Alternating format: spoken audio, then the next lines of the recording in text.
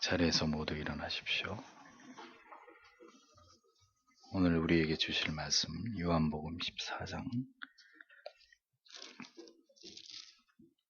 18절에서부터 24절까지입니다. 요한복음 14장 18절에서 24절까지 같이 읽겠습니다. 내가 너희를 고아와 같이 버려두지 아니하고 너희에게로 오리라. 조금 있으면 세상은 다시 나를 보지 못할 터이로되 너희는 나를 보리니 이는 내가 살았고 너희도 살겠음이라. 그날에는 내가 아버지 안에 너희가 내 안에 내가 너희 안에 있는 것을 너희가 알리라. 나의 계명을 가지고 지키는 자라야 나를 사랑하는 자니 나를 사랑하는 자는 내 아버지께 사랑을 받을 것이요 나도 그를 사랑하여 그에게 나를 나타내리라. 가롯이 아닌 유다가 가로되 주여 어찌하여 자기를 우리에게는 나타내시고 세상에게는 아니하려 하시나이까. 예수께서 대답하여 가라사대 사람이 나를 사랑하면 내 말을 지키리니 내 아버지께서 저를 사랑하실 것이요 우리가 저에게 와서 거처를 저와 함께 하리라. 나를 사랑하지 아니하는 자는 내 말을 지키지 아니하나니 너희의 듣는 말은 내 말이 아니요 나를 보내신 아버지의 말씀이니라. 아멘.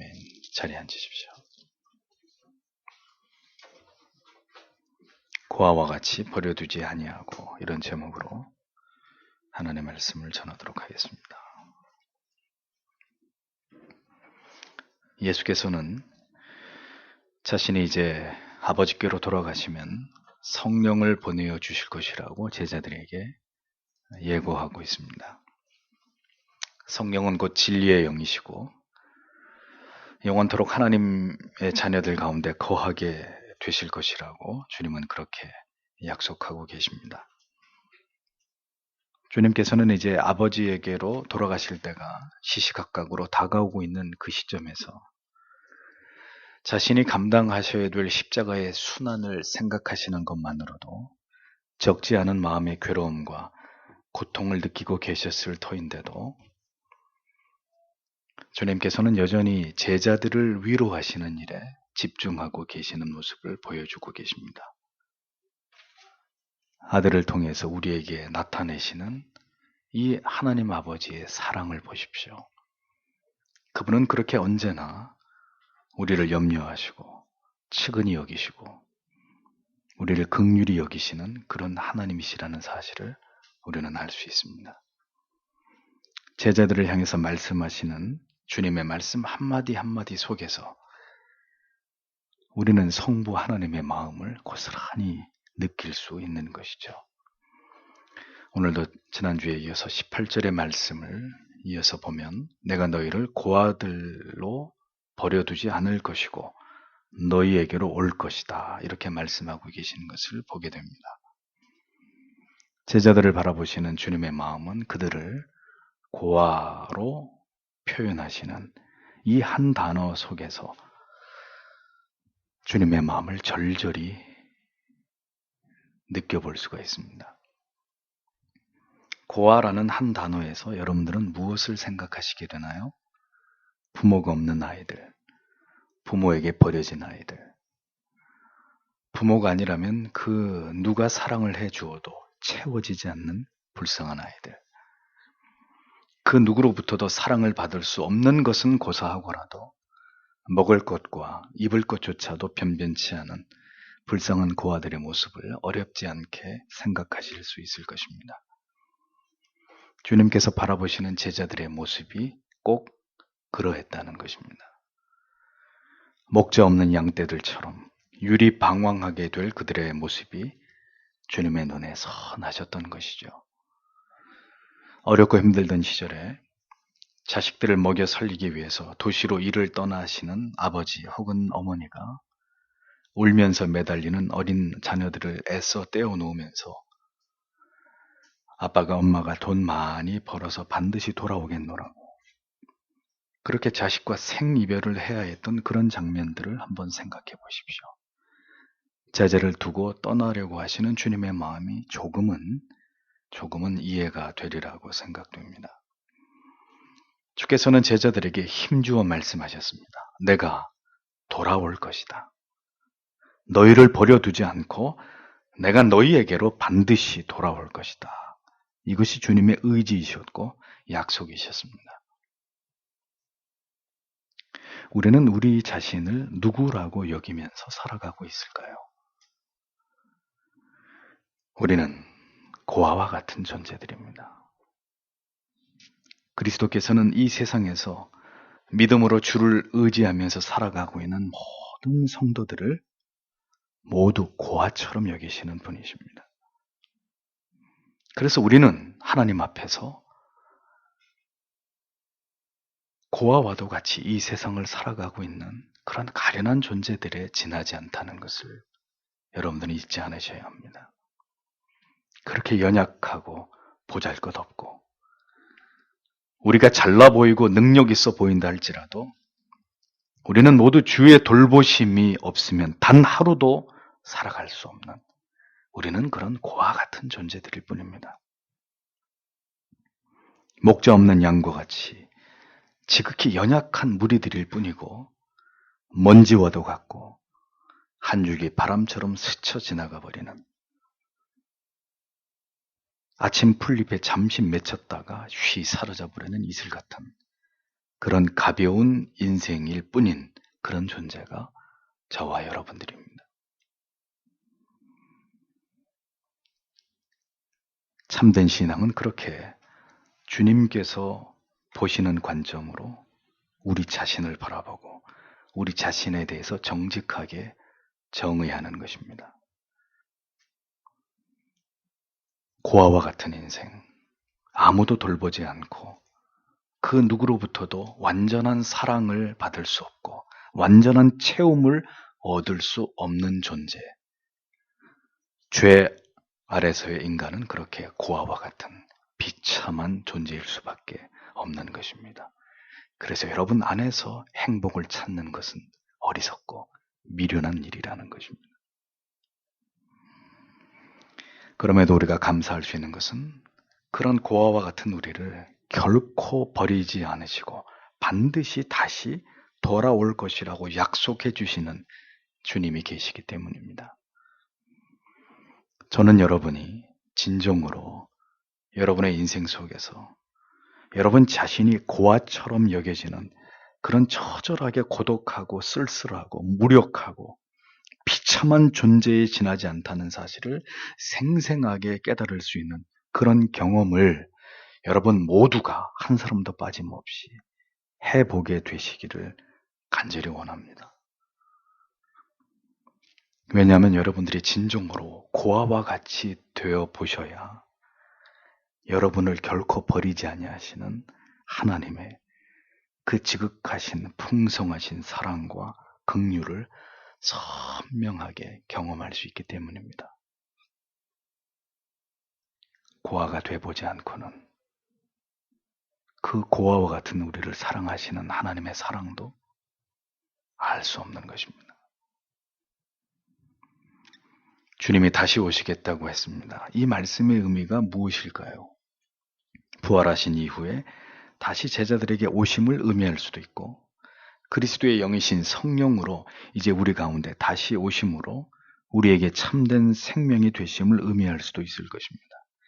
그리고 마침내 이 세상의 재림주로 다시 오실 것을 말씀하신 것으로 보아도 결코 틀리지 않은 말씀일 것입니다.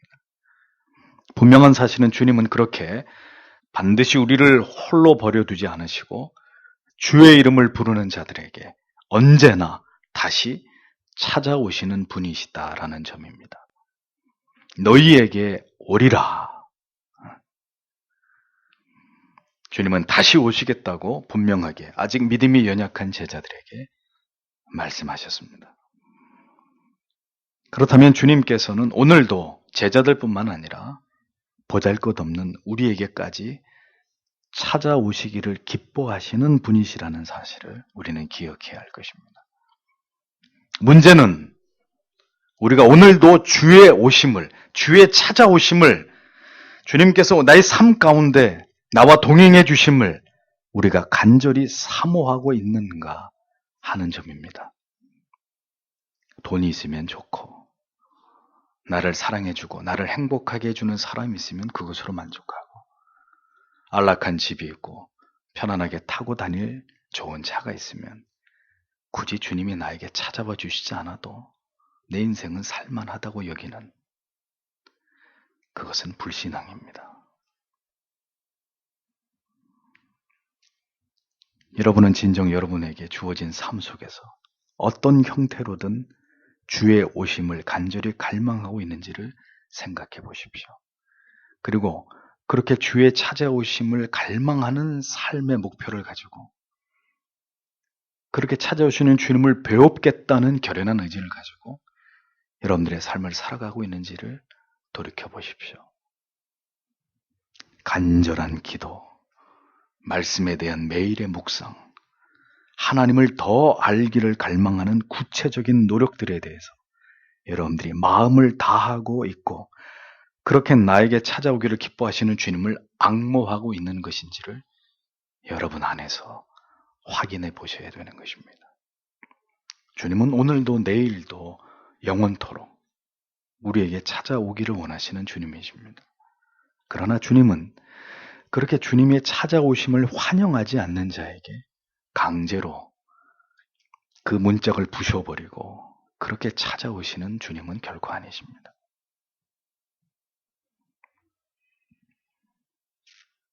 이 시대는 주님이 찾아오시지 않아도 그다지 어려움과 불편함을 느끼지 않는 신자들로 가득 차 있습니다. 이것이 심히 우려스러운 일들이라는 것. 주님은 이어서 말씀합니다. 19절에 조금 있으면 세상은 더 이상 나를 보지 못하되 너희는 나를 보리니 내가 살아있으므로 너희도 살리라, 이렇게 말씀하고 있습니다.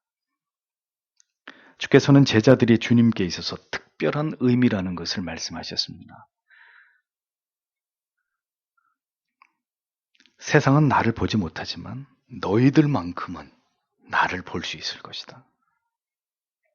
누구나가 나를 볼 수 있는 것이 아니라, 누구나가 예수께로 나올 수 있는 것이 아니라, 누구나가 어렵지 않게 교회를 나와서 예수를 믿고 구원을 받아서 천국에 들어가는 것이 아니라, 하나님의 사람들, 하나님의 택하신 사람들, 하나님께서 예수께로 보내주신 자들, 예수 그리스도를 진리 안에서 볼 수 있는, 만날 수 있는, 믿을 수 있는 사람들만이 주님께 특별한 존재라는 것을 성경은 말씀하고 있습니다. 너희들만 나를 볼 수 있을 것이다. 십자가의 죽으심과 부활하심을 끝으로 이제 세상 사람들이 그리스도를 이 땅에서 볼 일은 더 이상 없을 것입니다. 이제 이 세상의 끝날에 주께서 천군 천사를 거느리고 이 세상을 심판하시기 위해서 강림하실 때까지 이 세상의 자연인들은, 예수 그리스도가 누구이신지를 알 수 있도록 허락되지 않은 자들은 결코 주님을 두 번 다시 육신의 눈으로든 마음의 눈으로든 볼 수도 들을 수도 그분을 느낄 수도 없을 것이라는 진리를 주님께서는 한결같이 강조해 오셨다는 것을 우리는 기억해야 합니다. 그러나 제자들은, 예수 그리스도를 구주로 영접한 진실된 성도들은, 예수 그리스도를 믿음으로 다시 태어나서 새로운 생명으로 살아가는 하나님의 자녀들은 날마다 부활하신 주님을 볼 수 있다고 성경은 말합니다.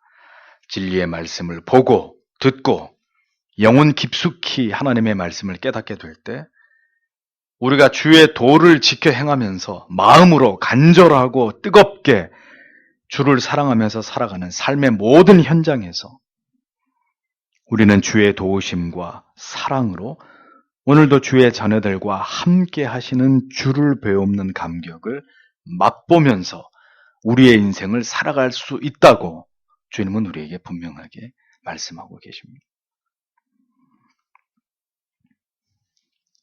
중요한 것은, 다시 얘기하지만, 여러분이 이렇게 살아서 역사하시고 우리와 함께하고 계시는 주님을 여러분들의 삶의 현장에서 경험하면서 살아가고 있느냐 하는 문제입니다. 주님을 전혀 느끼지 못할 만큼 영혼이 죽어 있고 잠들어 있는 것은 아닌지를 생각해 보셔야 합니다.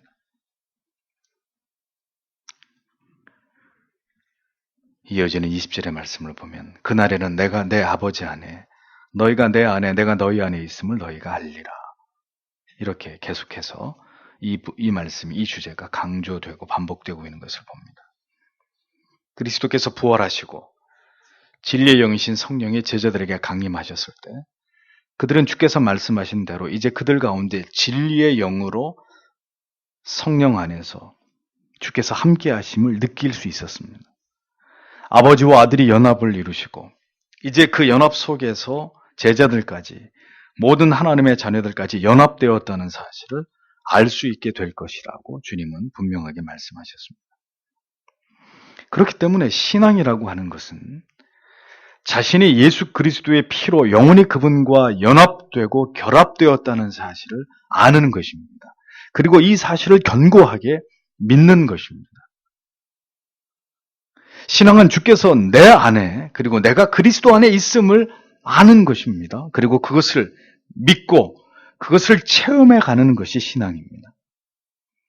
신앙은 절대로 관념적이거나 추상적이거나 피상적인 것이 아닙니다.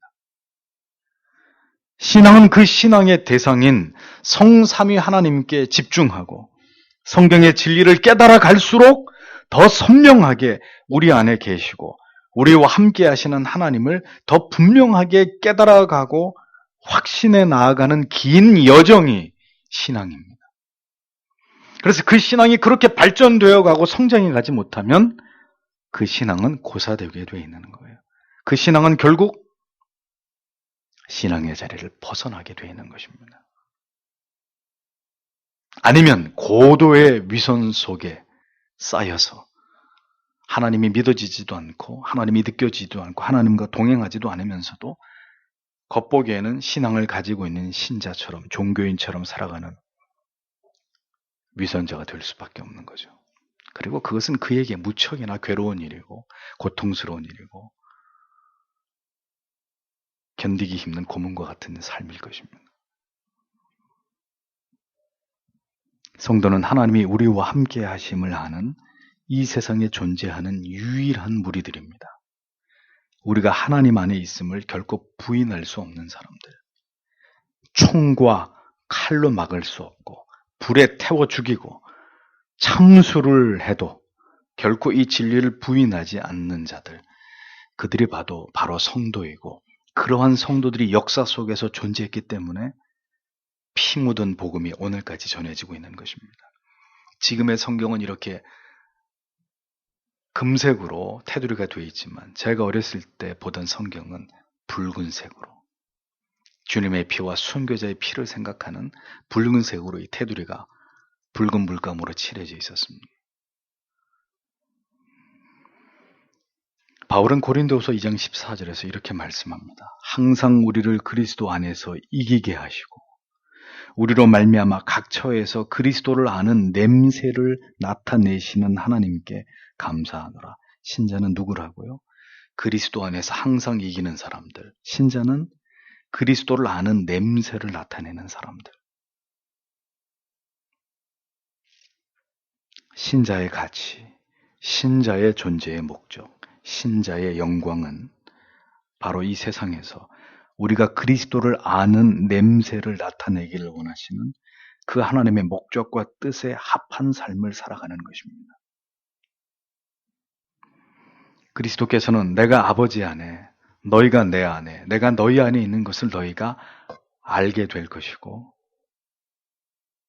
내가 그것을 너희에게 알게 해 줄 것이라고 말씀하고 계십니다. 이것은 매우 중요한 말씀입니다. 그리스도를 생생하게 체험하고 아는 믿음이 있었기 때문에 초대교회 성도들은 그 모진 박해와 핍박을 견뎌낼 수 있었죠. 앞으로도 마찬가지입니다. 여러분 안에 그리스도를 아는 분명한 지식과 믿음이 있어야 앞으로 세상이 어떻게 급변하고 어떤 환난과 핍박이 우리에게 도래하더라도 여러분 안에 있는 그 구원을, 그 믿음을 지킬 수 있는 것입니다. 우리가 진리 안에서 그리고 예배 가운데서 그리고 성찬으로 나아가는 순간에 우리가 주님 안에 있고 주님께서 우리 안에 계심을 선명하게 느끼고 깨달을 때만이 우리는 그 부인할 수 없는 그리스도에 대한 그 알므로 인해서, 지식으로 인해서, 그리고 그 확신으로 인해서 끝까지 우리의 믿음을 지킬 수 있는 것입니다. 이 믿음이 없으면 반드시 배도하게 되어 있는 거예요.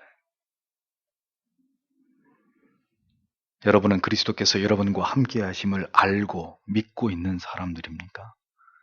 그것이 불분명하면 여러분들의 삶에 주님이 주시는 위로와 평강은 기대할 수 없을 것입니다.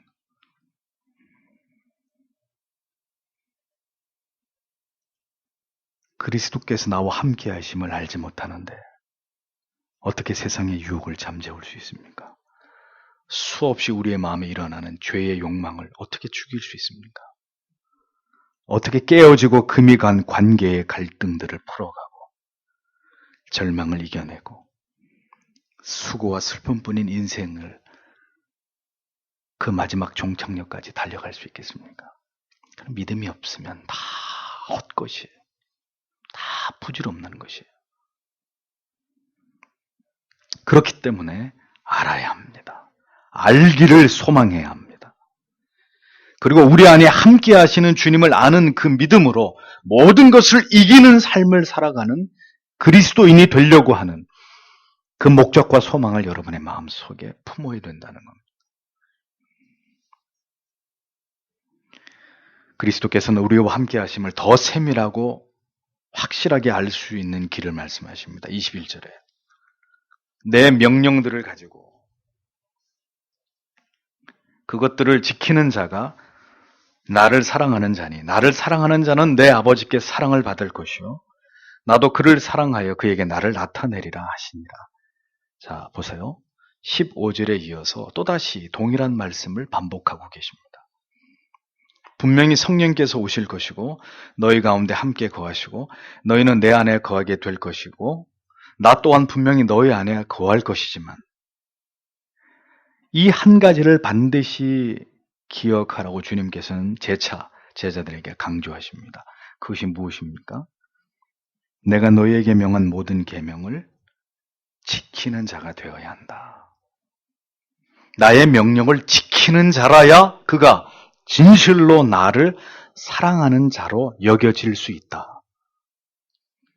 주님은 제자들에게 이것을 강조하셨습니다.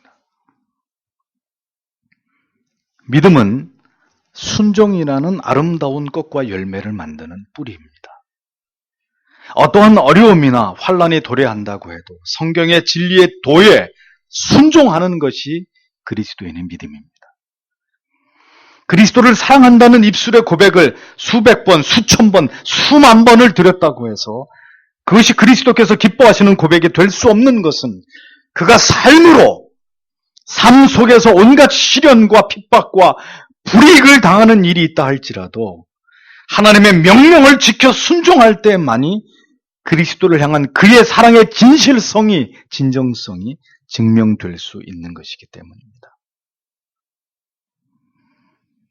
그래서 오늘도 여러분에게 저는 묻고 싶습니다. 진실로 그리스도를 사랑하고 있습니까? 이렇게 평안하고 지극히 안정된 삶 속에서도 하나님의 말씀에 순종함으로 그리스도를 온 마음을 다해서 사랑하지 못하는데 장차 믿음을 지키는 일로 인해서 상당한 핍박과 불이익과 나아가서 생명의 위협까지 받게 되는 상황에 여러분이 직면하게 되신다면 그의 계명을 지킴으로 그리스도에 대한 사랑을 끝까지 증명할 수 있을지에 대해서 진지하게 생각해 보십시오. 왜? 항상 이런 질문 앞에서 나는 아직 멀었습니다. 나는 아직 준비가 되지 않았습니다. 이런 대답들로 일관하려고 하십니까? 그럼 도대체 얼마나 시간이 더 흘러가야, 얼마나 우리의 삶의 환경이 내가 기대하는 그 수준에 도달해야 그때 한번 그런 믿음에 대해서 고려하겠습니다. 라고 대답하시렵니까?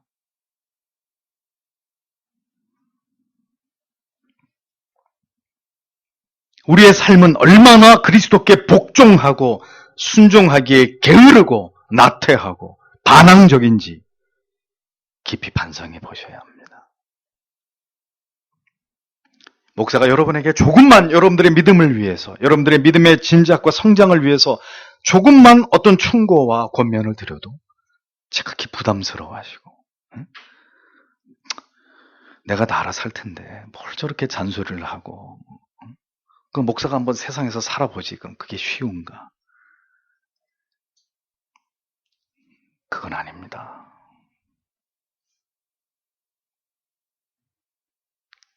그것은 하나님을 사랑하는 사람들의 삶의 모습이 아닙니다. 그런 핑계와 변명 뒤에 끊임없이 나를 감추어 놓고 그 하나님의 말씀에 비껴 서면서도 주님 사랑합니다. 주님 영생 얻기 원합니다.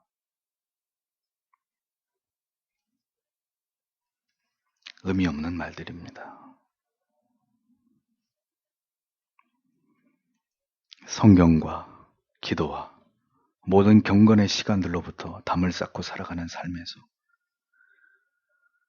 우리는 무엇으로 우리가 그리스도를 사랑하고 있음을 증명할 수 있을지를 부디 생각해 보셔야 합니다.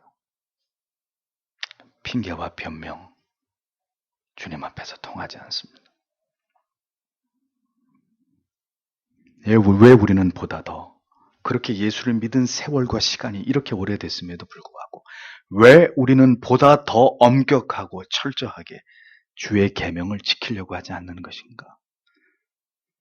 주의 뜻에 순종하지 못하고 여전히 육신의 패배에서 종노릇하는 삶에서 우리는 벗어나지 못하는 것일까?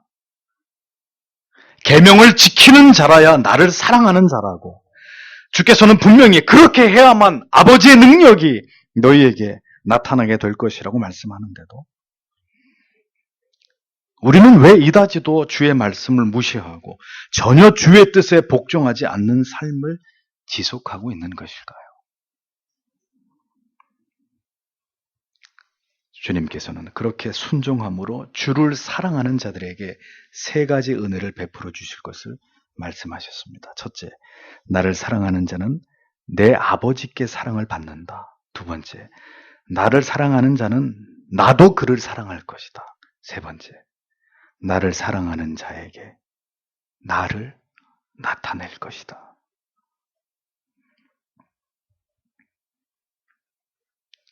사랑은 잊어버리지 마십시오. 사랑은 어떤 순간에도 그 계명의 순종함을 통해서 증명됩니다. 그렇게 온 가슴으로 뜨겁게 그리스도를 사랑하는 사람이라야 성부와 성자의 사랑을 받는 사람이 됩니다.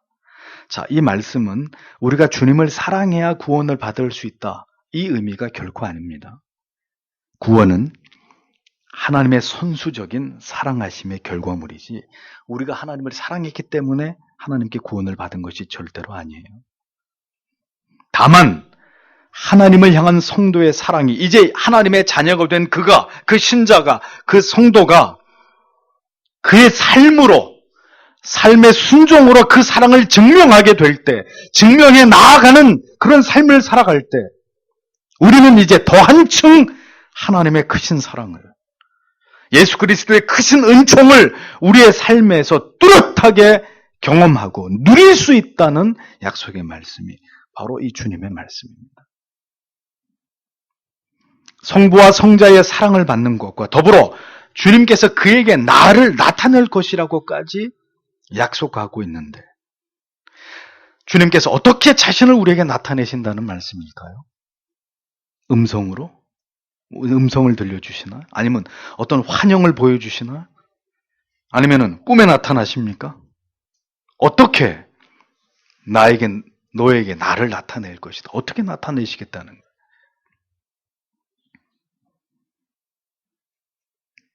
다른 방법이 아닙니다.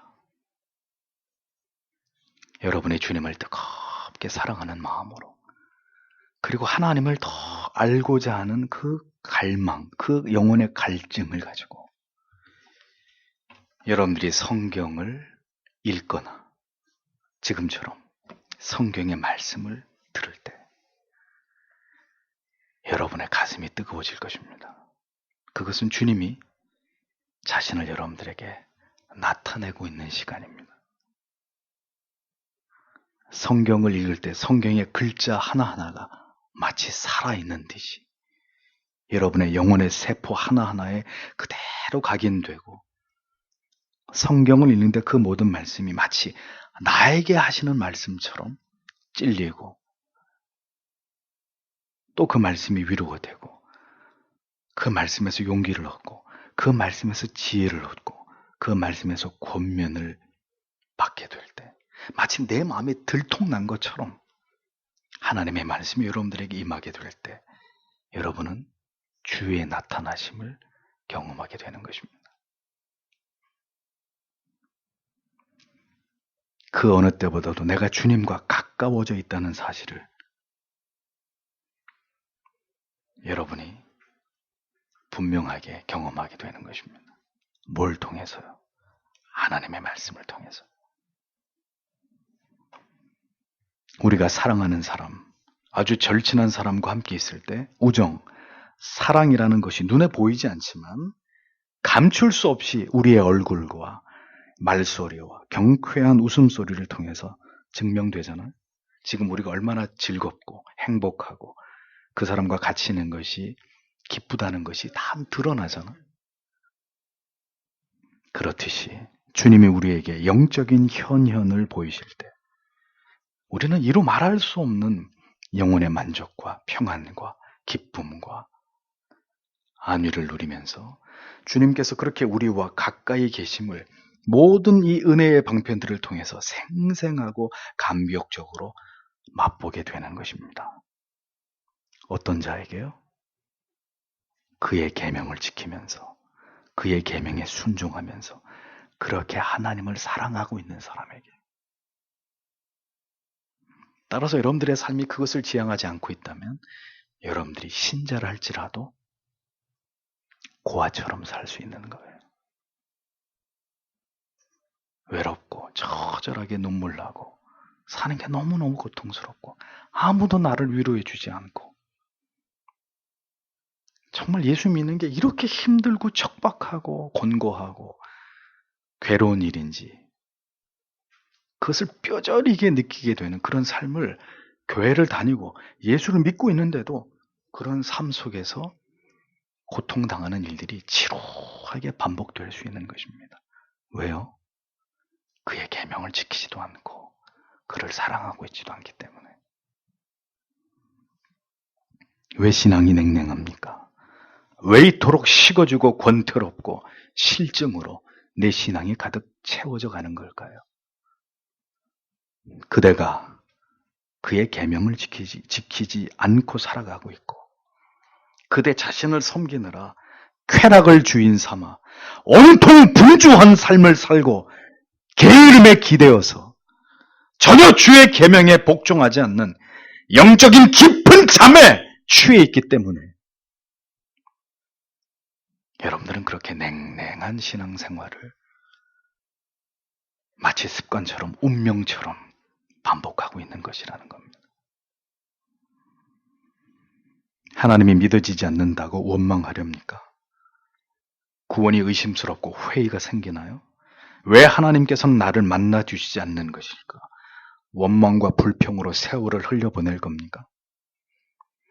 왜 고질적인 갈등에서 벗어나지 못하고 여전히 서로에게 상처를 주고받고 있습니까? 모두가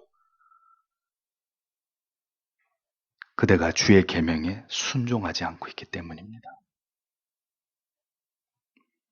하나님께서 원하시는 삶에 대해서 복종하거나 그렇게 되기 위해서 간절하게 마음을 쏟지 않고 있기 때문에 우리의 삶이 그렇게 곤고하고 괴로운 것입니다. 그렇게 계속해서 살아가면 지금의 모습에서 전혀 달라지지 않을 것이라는 것을 기억하십시오. 저절로 믿음이 좋아지는 날, 저절로 모든 것이 풀려지는 행복한 날은 절대로 찾아오지 않습니다. 기대하지 마십시오. 신앙은 그런 요행수를 믿는 것이 절대로 아닙니다. 동행이라는 이 한 단어가 갖는 의미를 깊이 생각하십시오. 함께 팔짱을 끼고 어깨동무를 하고 한 방향으로 가는 것입니다. 저는 외출을 할 때면 누가 욕을 하든 뭐라고 하든 신경 쓰지 않고 의례 저는 두 아이들의 손을 잡거나 어깨 동무를 하고 팔짱을 끼는 것을 좋아합니다. 동행이라는 것은 그런 것입니다. 모두가 각기 멀찍이 떨어져가지고 그렇게 걸어가는 사람은 가족이 아닙니다. 그들은 남과 같아요. 가족은 모두 공적이고 사적인 거리들을 다 허물고 밀접할 수 있는 사이입니다.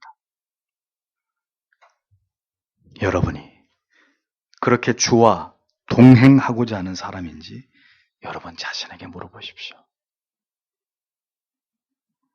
언제나 먼발치에서 그저 잊혀지지 않을 정도로만 그렇게 따로 걷는 것을 더 편안하게 여기는 그런 사람들이 아닌가 생각해 보셔야 합니다.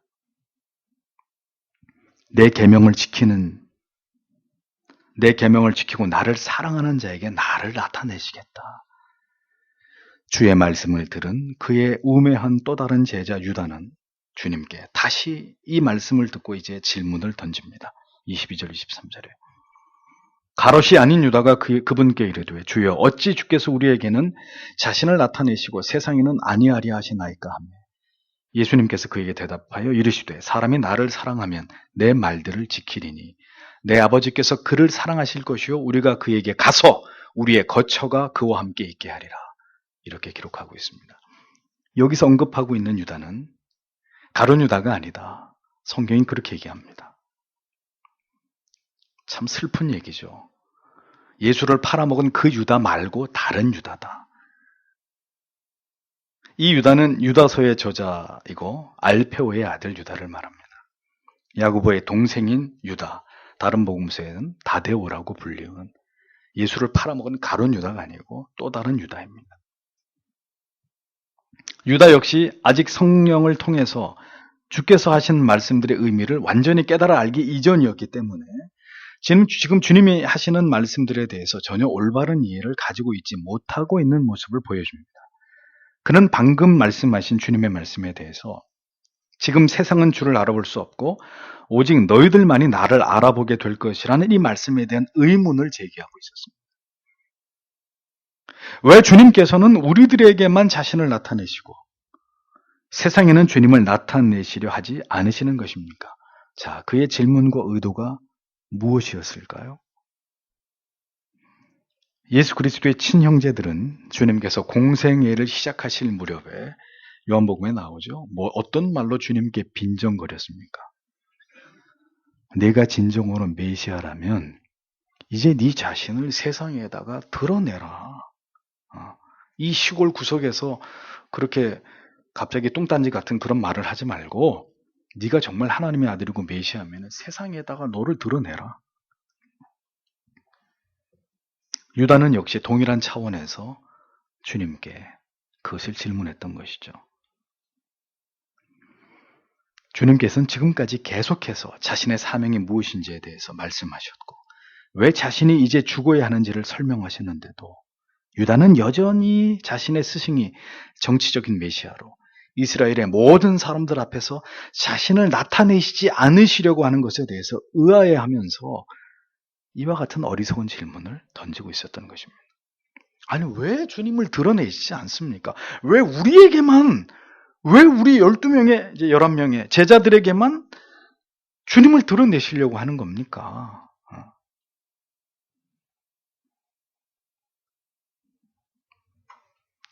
주께서는 오직 성령을 통해서 주를 보고 믿어지게 될 자들 안에 자기를 드러내시려고 하는 것이 주의 뜻이었지만 제자들은 그들의 위대한 능력을 가지신 주님이 가시적으로 어떤 막강한 권력의 힘으로 그리고 누구도 행치 못할 기이한 능력으로 그 자신을 세상에 드러내기를 바라고 기대하는 그 마음들이 여전히 제자들 속에 있었던 것을 성경은 우리에게 보여주는 것입니다. 동상이몽. 같은 자리에서 잠을 자는데 다른 꿈을 꾸고 있는 거죠. 참 안타까운 일입니다. 하나님의 나라는 우리의 마음 속에 세워지는 것이고 진정한 교회는 바로 하나님을 경외하고 예수 그리스도의 십자가의 구속의 은혜에 무한히 감사하면서 이것을 알게 하신 성령 하나님을 찬송하는 믿음을 마음에 품고 있는 우리의 이 거룩한 모임이라는 진리는 이제 더 이상 설득력을 갖지 못합니다. 불행하게도 이 시대에는 여전히 유다와 다른 제자들처럼 우리는 기독교라는 종교와 그리고 그 종교를 추종하는 자들에 의해서 우리가 주를 믿는 그 결과와 그 대가가 이 세상에서도 화려하게 아름답게 아주 세련된 축복으로 그렇게 드러나고 과시되고 돋보여야 한다고 믿는 자들이 이제는 적지 않는 그런 시대를 우리가 보고 있습니다. 그렇게 주께서 이 세상에 드러나지 않으시는 것이 우리가 좀 더 이 세상에서 주목을 받지 못하는 것이 불만인 그런 유다 같은 자들이 오늘날 교회 안에 적지 않다는 것은 아직도 주의 뜻이 무엇인지 복음이 무엇을 말씀하려고 하는 것인지를 전혀 올바르게 이해하지 못한 자들이 교회 안에 가득하다는 것을 보여주는 것이라는 거죠. 그렇게 주께서 이 세상에 드러나지 않으시는 것이 유다는 너무너무 싫었던 것입니다.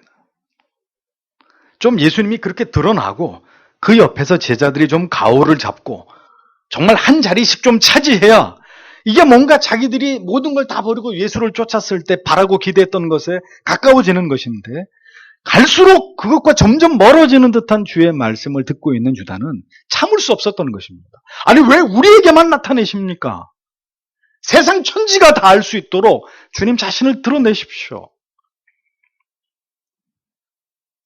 미련한 유다의 후예들은 지금도 그러한 논리를 펴는 것이죠. 예수 믿으면 복받고 화려하고 잘 살고 예배당 크게 짓고 보란듯이 이 세상에 그렇게 사는 게 복받은 것이라고 그렇게 믿으려고 합니다. 우리가 추구하는 하나님의 나라는 우리의 눈에 보이는 것이 절대로 아닙니다. 로마서 14장 17절은 하나님의 나라는 먹고 마시는 것이 아니요 오직 성령 안에서 의와 평강과 희락이니라. 우리의 마음속에 임하는 하나님의 나라입니다. 적지 않은 기독교인들은 눈에 보이는 하나님의 나라, 그 하나님의 나라의 표적으로서의 물질적인 축복과 형통들을 이 땅에서 누리기를 여전히 갈망하고 있습니다. 그렇게 살다가 죽으면 그것이 복이라고 믿습니다. 주님은 이 세상에 자신을 드러내기 위해 오시지 않았습니다. 오직 자기의 사람들에게만, 하나님이 택하신 자들에게만 제한적으로 성령을 통해서 자신을 드러내시고 알게 하시고 믿게 하심으로 영원한 천국에 그들을 이르게 하기 위해서 이 땅에 오신 분이십니다. 요한복음은 처음에서부터 바로 이 진리를, 이 복음을 일관되게 주의 말씀을 통해서 강조해 오고 있었습니다. 그렇기 때문에 만약에 이 주제가, 이 일관되게 강조되고 있는 이 주제가 보이지 않고 들리지 않고 깨달아지지 않으면, 그래서 이 복음의 가치가 믿어지지 않으면 그 사람은 그리스도인이 될 수 없는 것입니다. 주님께서 계속해서 증거해 오신 하나님의 뜻을 깨닫지 못하고 받아들이지 못하는 사람은 이렇게 구원에 이르는 도에 대해서 무지한 자들일 뿐입니다. 요한복음뿐만 아니라 성경 전체가 바로 이 진리를, 이 위대한 구원의 도를 우리에게 증거하고 있는데도 그것을 알지 못하고 깨닫지 못하고 그것이 보여지지 않는 사람은 구원에 이를 수 있는 하나님의 사람들이 될 수 없는 거죠. 마음속에 천국이 내려와 있지 않은 사람, 성령의 인치심과 진리의 말씀을 통한 귀한 깨달음으로 이 진리가 들을 때마다 가슴에 아로 새겨지지 않고 있는 사람들은 기억하십시오. 교회를 다니고 자신이 예수를 믿고 있다고 여겨도 마음의 근심과 염려와 불만족과 세상의 즐거움과 쾌락에 대한 질긴 미련과 집착을 끊어내기 쉽지 않을 것입니다. 그 사람은 계속해서 예수를 믿어서 무언가가 잘 되어야 된다는 이 공식을 붙들고 계속 그렇게 자기의 인생을 공회전하듯이 살아가게 될 것입니다. 요한복음 강의를 시작한 처음부터 오늘에 이르기까지 저는 여러분이 바로 이 복음의 진의를 이해하고 깨닫기를 간절히 소망하면서 기도해 왔습니다. 그렇기 때문에 단언하건대 이렇게 성경이 말씀하고자 하는 분명한 진리의 도를 여러분에게 전해도 여러분 가운데서조차도 결코 적지 않은 분들은 여전히 이 세상을 사랑하고 세상의 가치와 세상에서의 가시적인 물질적인 번영과 형통과 세상의 아름답고 화려한 것에 대한 마음을 내려놓지 못할 분들이 분명히 계실 것입니다.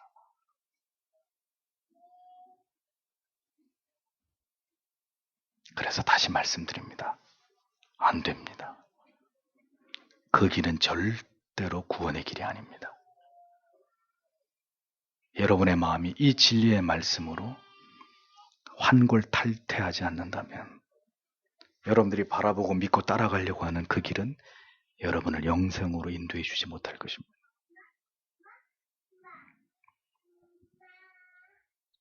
세상에 주님을 드러내기 위함이 주께서 이 땅에 오신 목적이 아니었다는 것을 올바로 이해하셔야 합니다.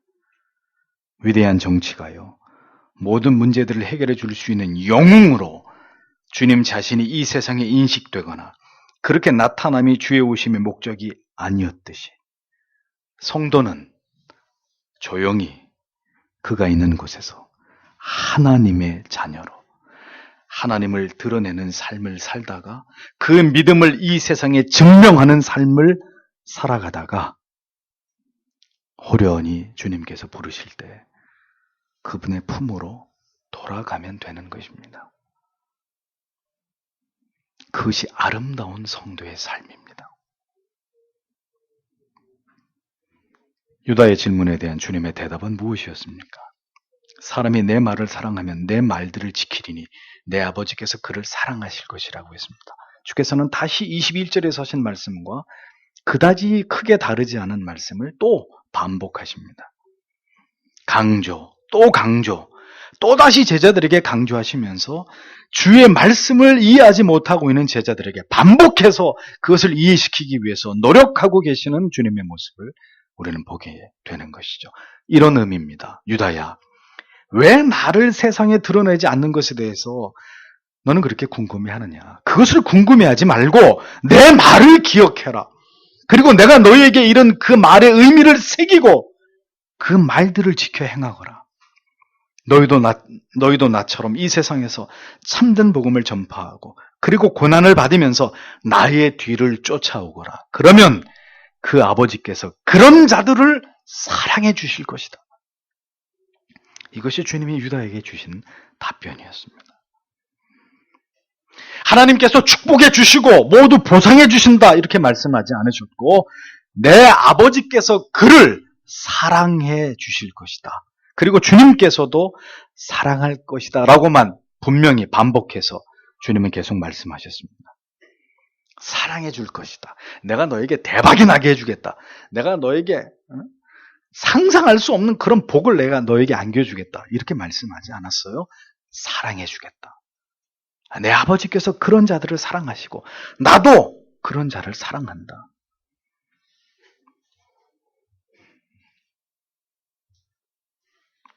그런데 문제는 우리 편에 있는 거죠. 사랑받는 걸로는 만족이 안 되는 거예요. 아니 주님, 안 사랑해도 좋으니까 나에게 황금을 주십시오.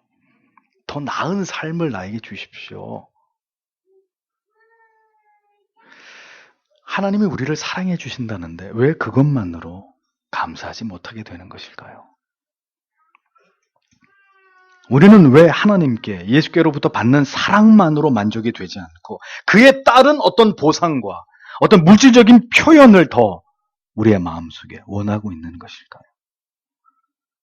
천국에서 마침내 영생의 가장 분명한 영생이라는 보상과 궁극의 영화의 상이 있음을 믿는다고 하면서도 우리는 이 세상에서 모든 것을 다 누리고 받고 얻고 싶은 마음이 우리의 마음을 지배할 때가 종종 있단 말입니다. 주 예수보다도 귀한 것은 없네. 세상 부귀 영화와 바꿀 수 없네. 그렇게 고백해 놓고 얼마든지 바꿀 수 있네. 우리의 삶은 그것을 보여준단 말입니다. 우리가 진정으로 원하는 것은 주의 사랑입니까? 그 사랑의 증거로서의 형통과 번영과 건강과 넉넉한 물질입니까? 우리가 진정으로 사랑하는 것이 우리의 부모님입니까? 그분들이 가진 우리에게 물려줄 유산입니까? 우리가 남편과 아내를 사랑하는 것은 그가 나에게 돈을 가져다 주고 그가 나에게 밥을 해주고 빨래를 해주고 우리가 사랑하는 이유가 무엇입니까?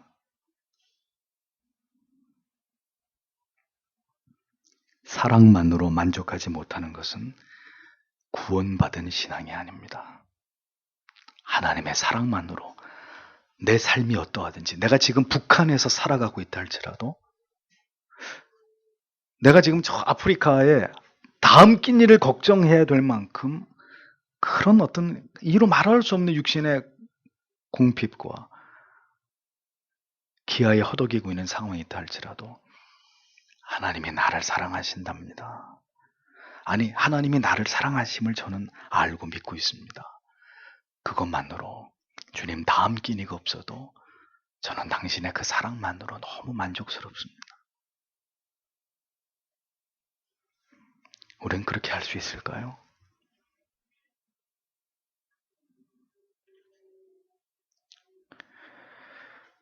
우리의 믿음이 무엇인지를 그 믿음의 갈피를 다시 이렇게 살펴보셔야 돼요. 내가 정말 하나님을 믿고 있다고 하지만 뭘 어떻게 믿고 있는 것인지 그 믿음의 내용이 무엇인지를 자주자주 이 말씀의 거울 앞에 비춰봐야 합니다. 주님은 유다에게 또다시 말씀하십니다. 우리가 저에게 와서 거처를 저와 함께 하리라. 3절을 보십시오.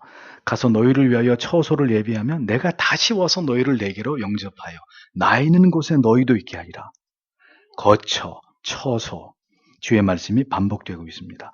무엇인가 제자들에게 가장 위로가 되고 힘이 될 만한 말씀이 필요한 시점에서 주님께서는 계속해서 제자들에게 그들의 시선을 이 땅이 아닌 어디에다 두라고 하는 거예요? 하늘에. 하나님께서 예비하고 계시는, 주님께서 예비하시는 거처, 처소, 영생에다가, 영원한 삶에다가, 그 궁극의 처소에다가 우리의 시선을 고정하라고 제자들에게 계속해서 반복해서 말씀하고 있는 거예요. 이제 내가 죽으면 너희가 이 세상에서 나의 뒤를 따라 복음을 증거하고 하나님의 말씀을 전했다는 이유 때문에 세상에서 충분히 보상을 받을 테니까 안심해라. 그게 아니라 너희를 위해 처소를 예배하러 간다. 그 처소에 너희를 불러드릴 것이다. 그 처소에 우리가 함께 있게 될 것이다. 제자들은 전혀 환영하지도 않고 바라지도 않는 그런 말씀. 하지만 주님은 그것을 반복해서 제자들에게 말씀하고 있습니다. 사랑하는 성도 여러분, 이 짧은 인생을 사는 동안에 주께서 우리에게 주시려고 하는 이 복음의 궁극의 의미를 여러분이 분명하고 올바르게 이해하게 되기를 여러분의 담임 목사는 여러분 한 분 한 분에게 진심으로 촉구하고 간곡히 당부합니다. 기독교는 이 땅에서 잘 되는 종교가 아니에요. 저 하늘에서 우리가 돌아간 그 본향에서 영원히 행복한 종교가 기독교입니다. 복음은 그것을 말씀하고 있을 뿐입니다. 성도는 이 세상에서 모든 것을 누리고 즐기고 맛보는 것이 삶의 유일한 낙과 목적인 사람들이 절대로 아닙니다. 우리를 위해 예비된 궁극의 안식처인 천국에 거하게 될 때까지 피곤하지만 순례자가 그 정해진 길을 모든 난관을 헤치며 나아가듯이 그렇게 이 세상에서 순례의 길을 걸어가야 되는 사람들이 성도입니다. 필그림, 순례자들이란 말이에요. 아버지와 아들이 그렇게 순례의 고단한 길을 마치고 천성에 입성하는 그리스도인들에게 오셔서 우리를 위해 예배하신 거처를 통해서 영원토록 그들을 불러들여서 그들과 함께 하실 것이라고 주님은 말씀하고 있습니다. 거처를 함께 한다. 우리가 하나님과 영원히 천국에 거하게 된다는 의미입니다. 이 땅에서 밥 먹고 똥 싸고 모든 추악하고 더러운 그런 동물 같은 짐승 같은 삶을 살아가던 이 죄인들이 하나님 앞에서 영원롭게 되어서 영원히 하나님과 함께 거한다. 이것이 여러분들이 받은 궁극의 축복입니다. 이 축복이 그거라면은 예수 믿는 걸 다시 생각해 봐야 되겠습니다 하는 분들은 빨리 저 문을 열고 나가시면 되는 빨리. 나는 그거로는 만족이 안 되고 이 세상에서도 좀 대박이 나야 내가 예수를 믿겠습니다. 그런 분은 이 기독교라고 하는 이 종교의 번지수를 잘못 찾으신 거예요.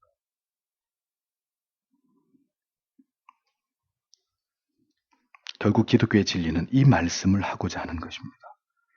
이 세상에서의 부귀와 영화와 명예의 보상이 아니라 궁극의 영원한 거처를 예배하시고 우리에게 다시 오셔서 우리와 함께 영원히 거하시겠다고 하신 이 말씀이 성도에 대한 궁극의 상이라고 성경은 우리에게 말씀해주고 있는 것입니다.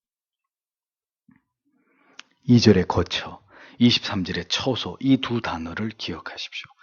결국 구원은 영원한 천국에 하나님께서 우리를 위해 예비하신 그 거처로, 그 처소로 들어가는 것입니다. 그런데 어떤 자에게 거처와 처소가 필요합니까? 거처, 처소라는 말이 누구에게 어울려요? 집이 없는 자들입니다. 그렇습니다. 떠돌던 사람들입니다. 장돌뱅이 같이. 정처 없이 나그네처럼 이 땅에서 순례하던 자들을 위해서 필요한 곳이 처소, 거처라는 말입니다. 집이 없었던 사람들이에요. 집이 없어야 되는 거예요. 그저 떠돌아야 되는 거예요. 무언가를 쌓아두고 남겨두고 그것을 바라보면서 희희낙낙하는 사람들이 아니라 아무것도 없는 사람들.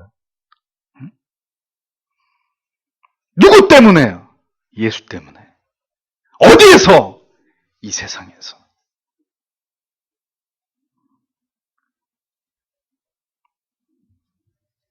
처소, 거처, 이러한 단어가 선택된 의도는 바로 성도의 이 세상에서의 삶이 어떠해야 되는지를 우리에게 암시하기 위한 말씀이죠.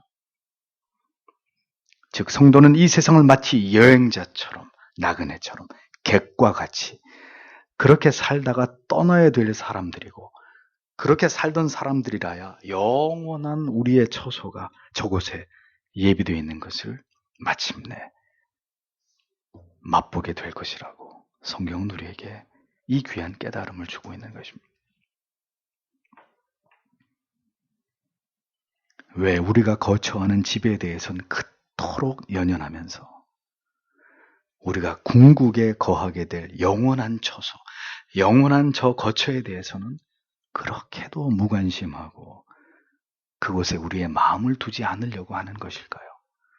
왜 이 땅에서 온갖 아름다운 것은 다 돌아다녀 보고 싶고 그것을 즐기고 싶으면서도 정작 우리가 가게 되는 그 마지막 종착지인 우리의 거처, 영원한 천국에 대해서는 왜 그리움과 설렘이 없는 것일까요?